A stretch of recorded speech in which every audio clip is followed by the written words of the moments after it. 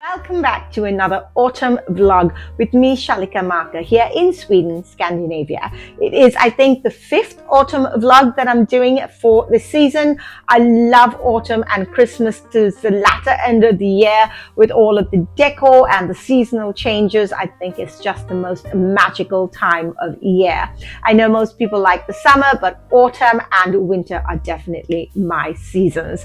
So today I'm filming my intro a little bit later in the afternoon. I've done most of the filming and most of the things that I want to show you yesterday. Throughout the week I went for a walk and I want to show you what all the autumn colors look like this time around.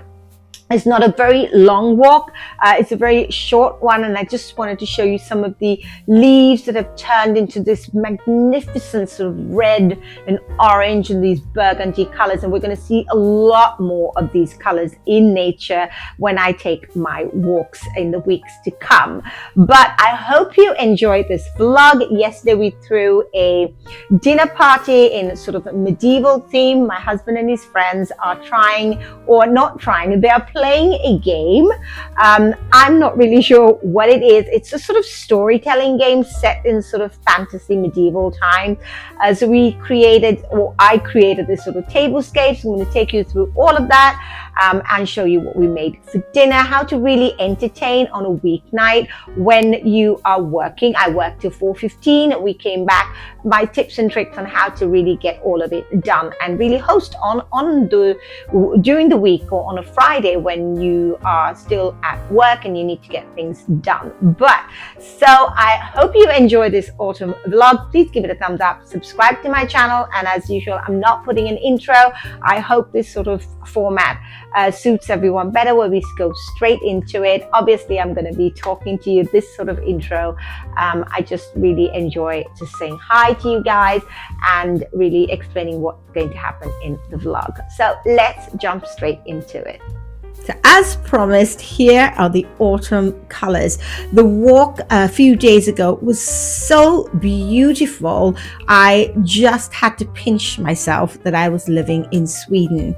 I love these sort of burgundies and reds, and when the sun hits on it, it's just so magical. So I wanted to film for you, especially if you're not living in a country where you see seasons like this. I myself lived and grew up in Sri Lanka, so I know exactly what it's like, and those countries also have their own beauty, and obviously you've got summer and warmth all year round, and who's not loving that kind of weather. But I do enjoy the seasons, like I said.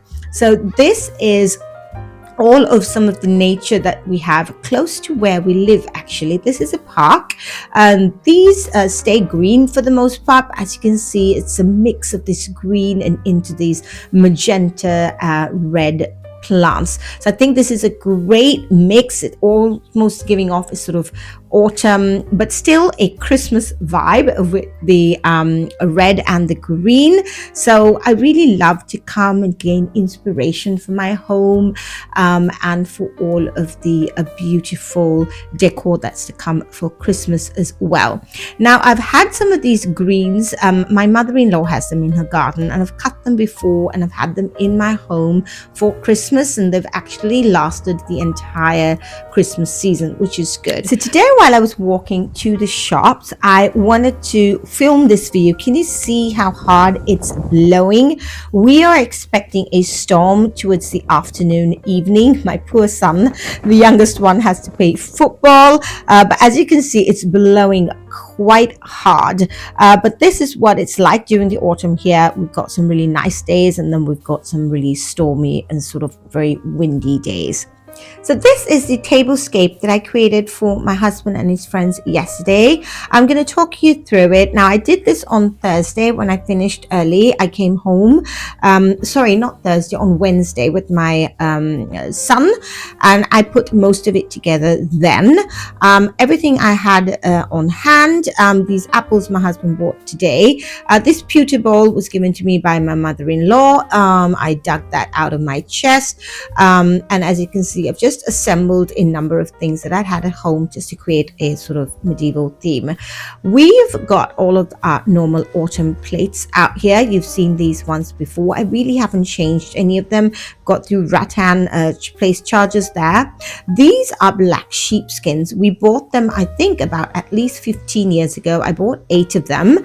These antlers I had on hand, these ones I bought at the charity store for Christmas this year. This one you saw me buy at a place called Bay. I bought 2 of them for Halloween.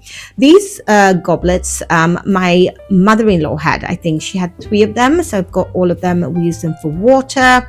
The cast iron candle stand there, I borrowed it from my school.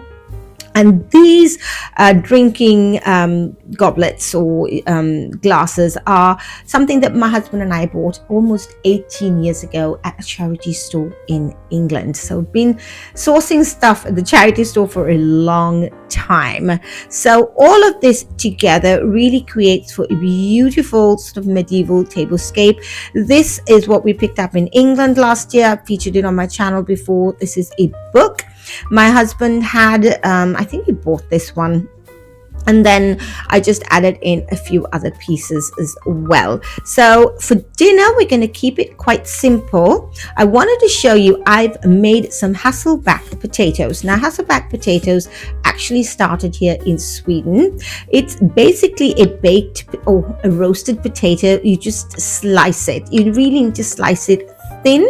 The trick here is to add in a wooden spoon at the bottom to prevent you from cutting through to the bottom of the potato.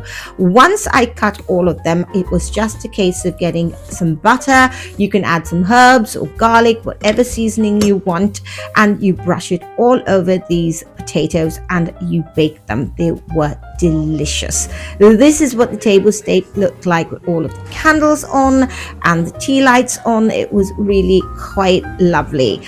These apples we're going to be using to make an apple pie in just a bit. So we've got a game master, and he was sitting at the head of the table with the white sheepskin, and all of the others who were playing were sitting on the chairs with the black sheepskin. Now, I think there were 6 of them. I didn't play, and my kids didn't play. So this is what it looks like, and I'm really, really thrilled. It is something similar to maybe what I would do for Halloween, but I did clear all of it up, and my autumn decor is back on the table.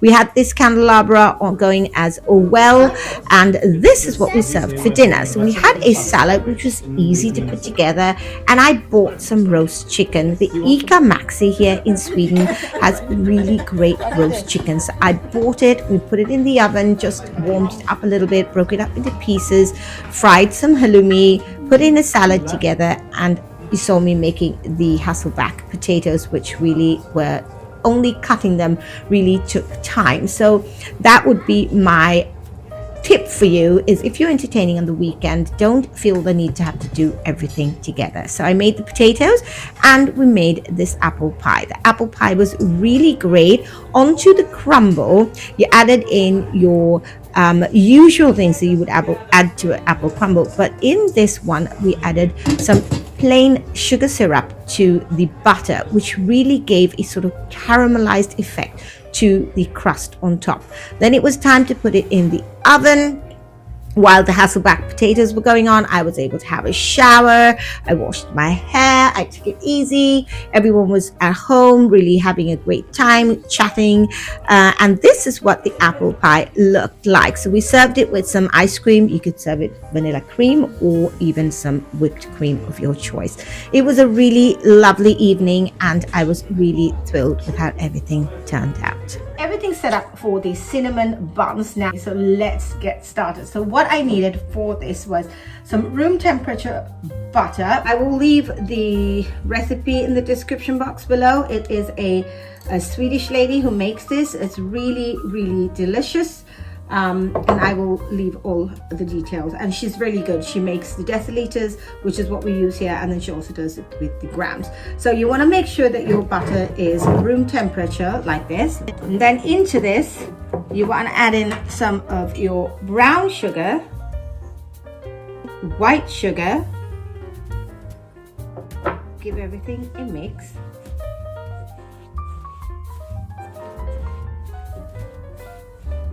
this is basically the paste that goes into our cinnamon buns. We don't spread butter and then cinnamon on top, which is how I see most of the American and British cinnamon buns done. We usually make it into a paste. Into this, you're going to add in some cornstarch, as well as some powdered cinnamon. And then we're going to give everything a good mix. So now I've finished making the paste. I think it's really important that you have it at room temperature because it's a lot easier to mix them. So I've done exactly as she instructed. So now once this is made, I'm just going to leave it aside. And then we're going to work on our dough. I've got my bowl here now. I'm going to bring you down once I start mixing it. So what she recommends is you put the milk, has to be at room temperature milk, and we use the baking yeast that's like this. This is what she recommends. It comes in a block like this. And that way you don't need to warm your milk and all of that. You just add it all straight into the bowl. So we're going to try and do that, and hopefully, fingers crossed, I will be able to get the consistency that she did. So into the bowl, first she recommends crumbling up your yeast, and she says that you need to have everything, like I said, at room temperature. It's very, very important. I've never handled yeast like this. It's really quite lovely to the touch. And then you want to add in your milk. Look down.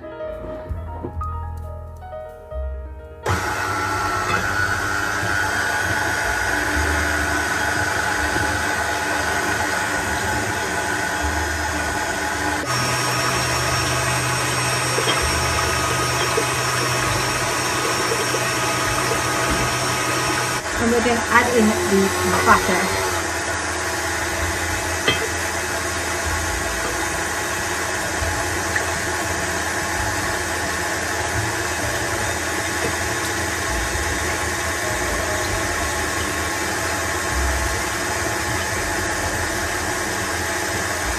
I'm going to add in some salt. Okay, so then we're going to have to add in half of the flour as well.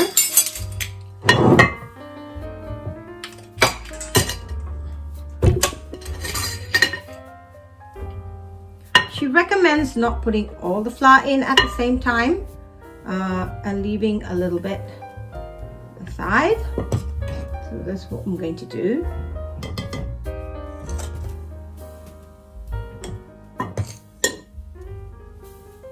It's a lot of flour. It's a kilo of flour. We're going to start it on a very low.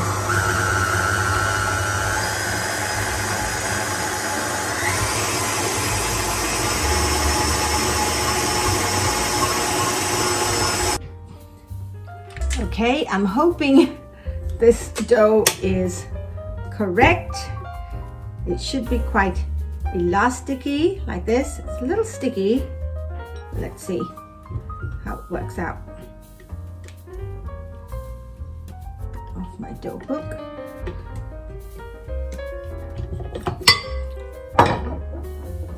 Now that everything is done, I'm going to clean this up and everything up, and then we're going to roll out the dough. Now the dough is done. I'm finding that it's probably a little bit sticky, but as you can see, it's coming away from the bowl quite easily. I'm going to hope for the best. We're going to cover it and leave it for 10 minutes. Flour all over me. Oh, it's a big mess. But anyway, let's hope these things turn out well. Okay, it is the time to check this dough. My gut feeling tells me it's going to be sticky, but let's hope for the best. I'm going to put you down here. It has risen quite a bit.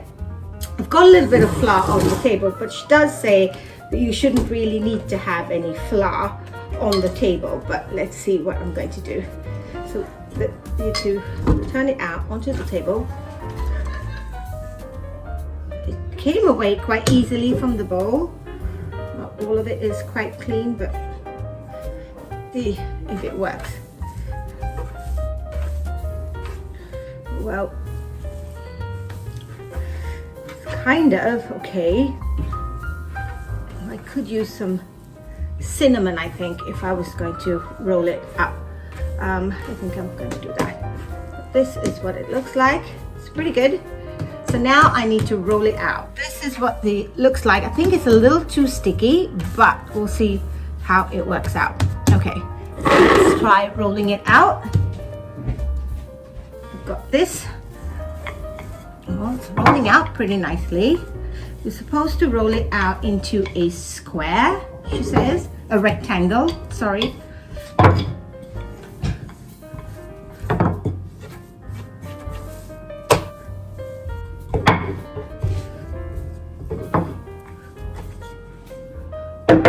So we want to measure it out 30 by 60. So this is 20, 40, 50, 60. So this is probably a good size.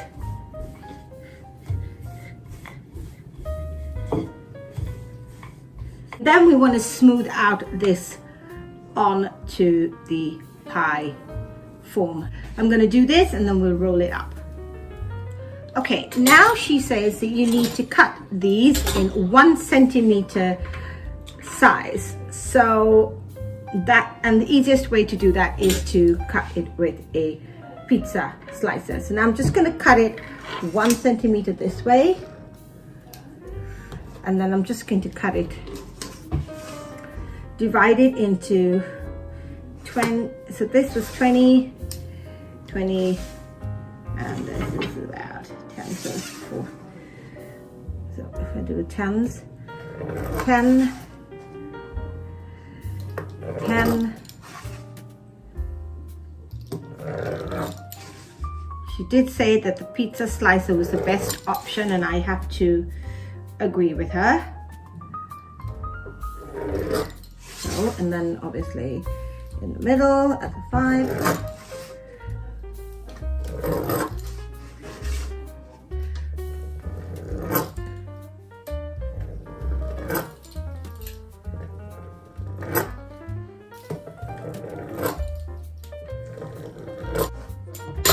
Okay, and then she held it like so. She rolled it in her hand like so. Like so, and then she pushed it in, and that was her bun. Okay, let's get a baking sheet and baking paper, and this is what the bun should look like.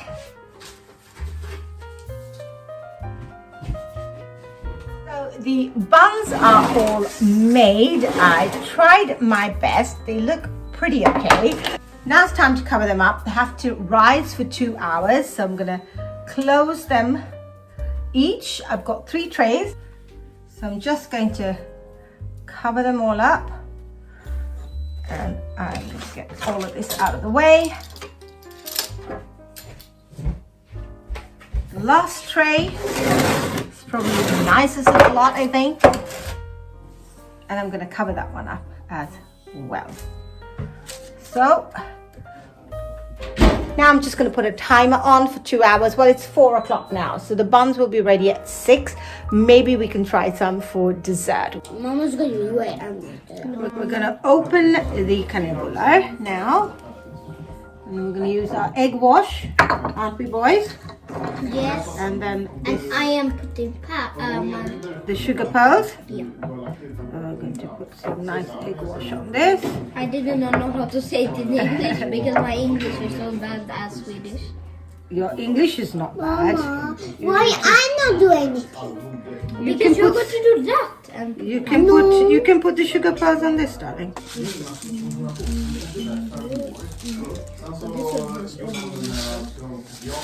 which one has lip on this one? Now it's time to put the buns into the oven. We've added the sugar pearls and hopefully they will turn out. I'll let you know what it tastes like. It looks beautiful. Let's put them in the oven.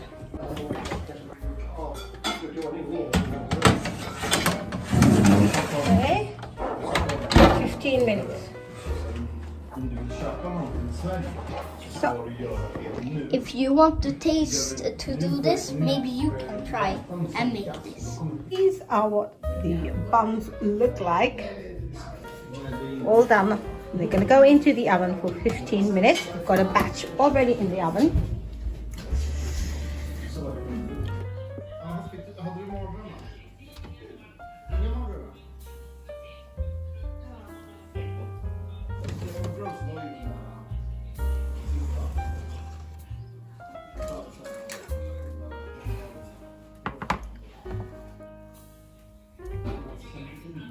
Mixed batches.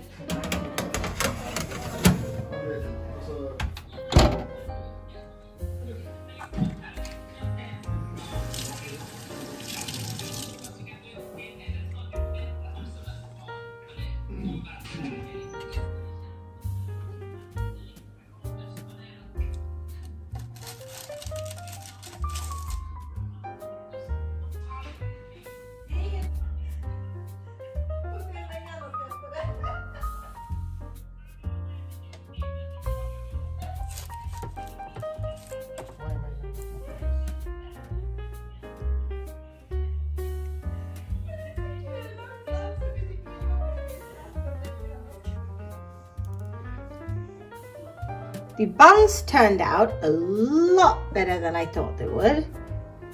My husband's already tried one. He thought they were very good. And the rest we're just going to freeze what we can't eat. There was quite a few. I made this bunch. I've got some more in the oven.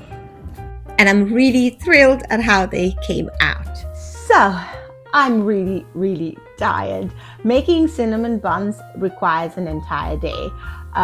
Trust me. But I did start in the afternoon. I don't know why I was trying to do an intro in the morning and it just wasn't working out. So I had to redo it several times and then thought, okay, I'm just going to give myself a break and do some of the cinnamon buns and come back to it. And that's exactly what I did. Then I stopped, I went and I did the baking, and now I'm back again to do a small outro. So thank you so much for joining me. If you like this kind of content, please give this video a thumbs up. I'd love to push my videos out to as many people as possible. This autumn content for me is one of the best to film. So thank you so much for being here. Those of you who watch me regularly, I really appreciate you. You know who you are. So thank you for being here, and I will see you in the next vlog. We'll actually be going for a little walk in the forest. I've already filmed it looking at some mushrooms that I found. It was really fun, and also to see how the municipality here in Stockholm or in Sweden really start, pruning the forests and trying to get everything ready for the winter season that's to come ahead. So with all that said, thank you so much for being here, and I'll see you next time.